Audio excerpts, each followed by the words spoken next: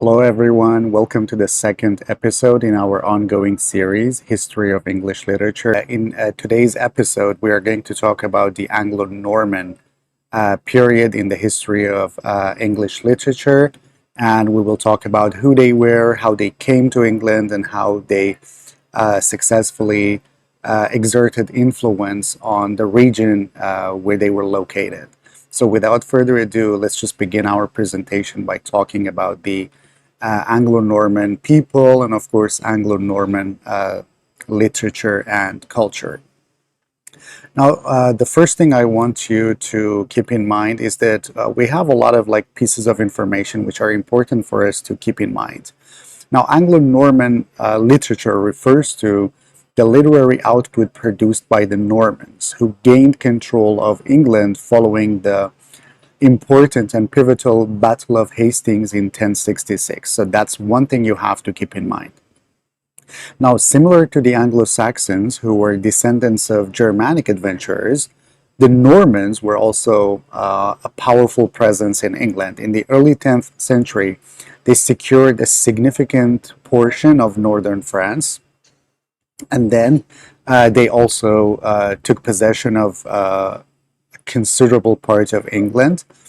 Now, Normans is a contracted form of Norsemen, which of course is indicative of their adaptable nature. They had already embraced the French language of their adopted land in France. They also adopted Christianity, and they wielded considerable influence in England, of course. So when we are talking about the Anglo-Normans, it's also important for us to mention that they were great builders. Now, in both Normandy and Britain, the Normans were prolific builders. They constructed castles that fortified their political dominance over conquered territories, alongside numerous splendid churches. And the amalgamation of this French-speaking ruling class in England presented a unique opportunity for linguistic and cultural exchange between the English and the French-speaking population. Now, at the time that they were living in both England and France, four different languages coexisted: Latin, French, English, and Celtic, but they were so powerful, they actually influenced the English language so much, and they gave English a lot of different words. Now, because of course there was the possibility of the coexistence of four languages, as I said, Latin, French, English, and Celtic, this linguistic diversity underscored the cultural richness and interaction which was prevalent in this historical period. And inevitably, literary exchange also occurred among these diverse languages of the time. Notably, the Latin Bible and the Latin saints' lives served as the subjects for both Old English and Old French poetry and prose. A notable medieval drama which was published in this period, The Play of Adam, was also the first to be published in the vernacular language. So it was a play. The stage directions were written in Latin, but when it came to dialogue, the realistic dialogue was actually written in the Anglo-Norman dialect of French. So it's important for us to just single out this piece of literary work because, yes, of course, the stage directions were written in Latin, which was the more prestigious language, but when it came to its dialogue, it was so realistic because it was written in the Anglo-Norman dialect of the French. And so this drama likely originated in England during the 12th century. So this Play of Adam is really, really important for us. Okay, so the other important thing that we need to talk about when we are discussing Anglo-Normans is the fact that the Anglo-Norman aristocracy was captivated by Celtic legends and, of course, orally transmitted tales, particularly during the 12th century. And they found inspiration in the narratives of poets such as Thomas of England, Marie de France, and of course Chrétien de Troyes. These writers claim to have sourced their material from Breton storytellers, possibly bilingual performers, who were relaying their native tales to French audiences. And this genre was later called Breton lay. So it's important for us to first keep in mind that there were three influential figures in this period: Thomas of England, Marie de France, and Chrétien de Troyes. And each of them claimed that they had actually sourced their works, found the source of their works from Breton storytellers. And this genre, as I said, was later on came to be known by literary circles as Breton lay.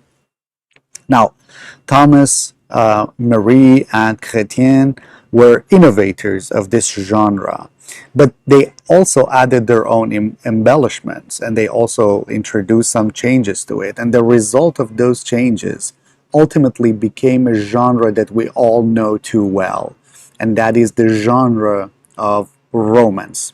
Now, as I said, they were pioneers of the genre of romance, and well, this genre was initially associated with the works written in the French vernacular. Uh, for instance, Chrétien's 13th century poem, The Romance of the Trojan War, of course, is a prime example of this.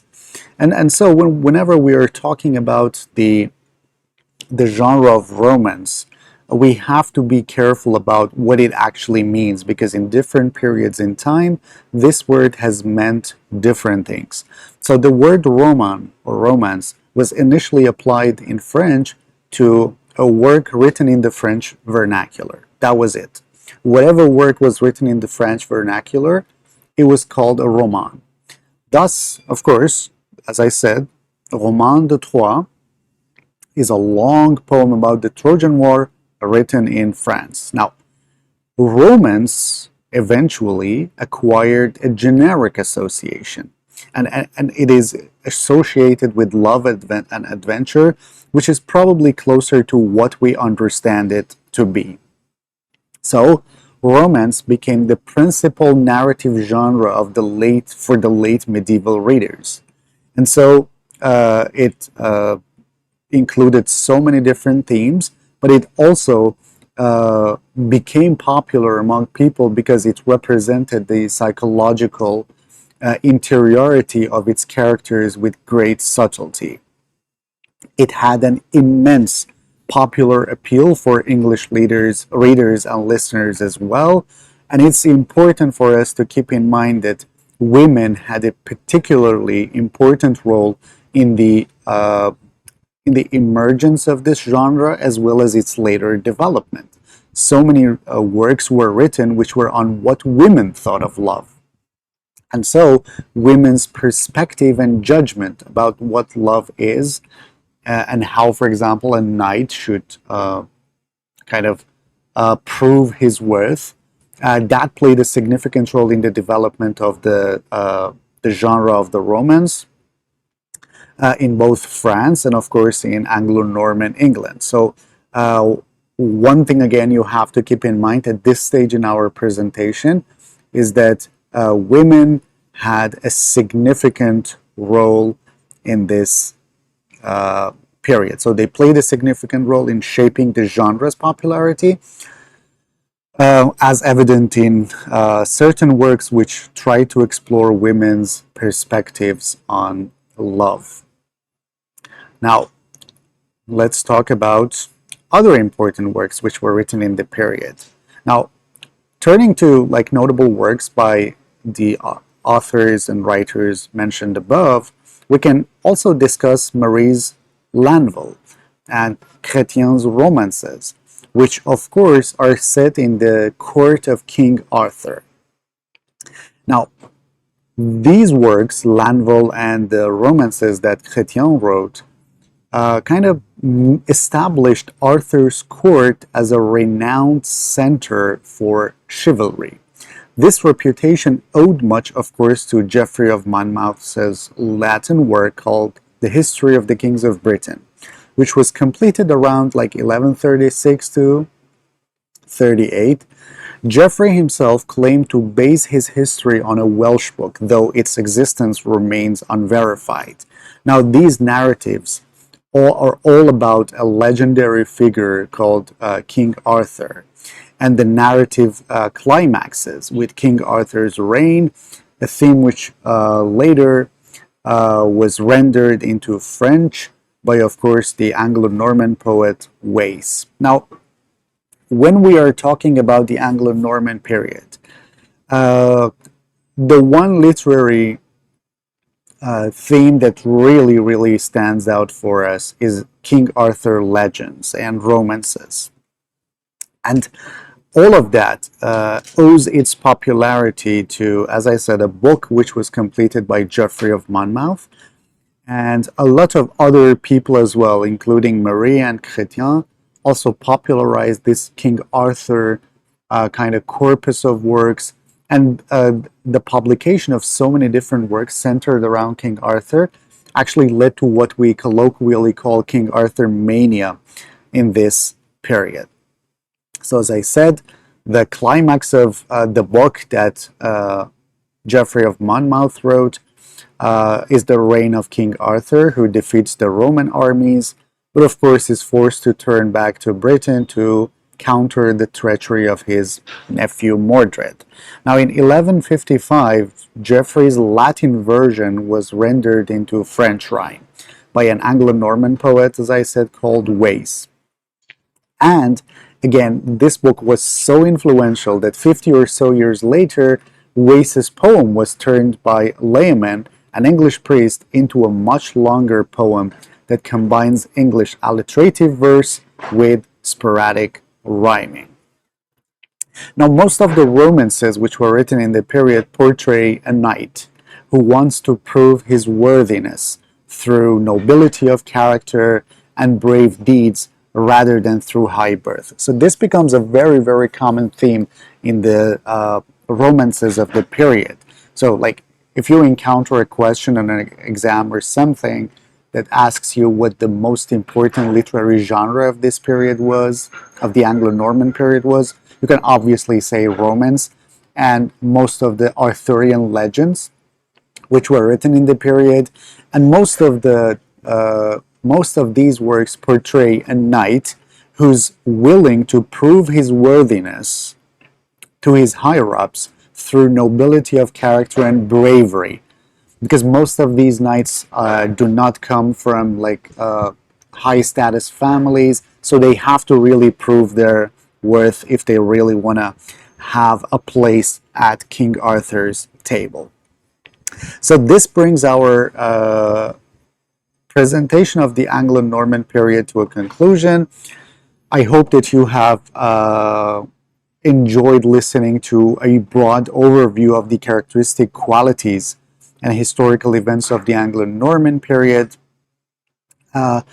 Once again, I have to tell you that detailed exploration of individual works will be reserved for future sessions and videos, which will be dedicated to each historical period. So once again, just sit tight. Let us go through the historical periods, the Anglo-Saxon period, the Anglo-Norman period, as well as the Middle English period. And once we are done with these three different periods, we will have a dedicated session to analyzing the works in greater detail. Anyway, thank you so much for watching the video. I really hope you have learned one or two things today. And that's it. Thank you so much. If you are not subscribed to the channel and you like these kinds of videos, a sub to the channel would be perfect. It would make me so happy.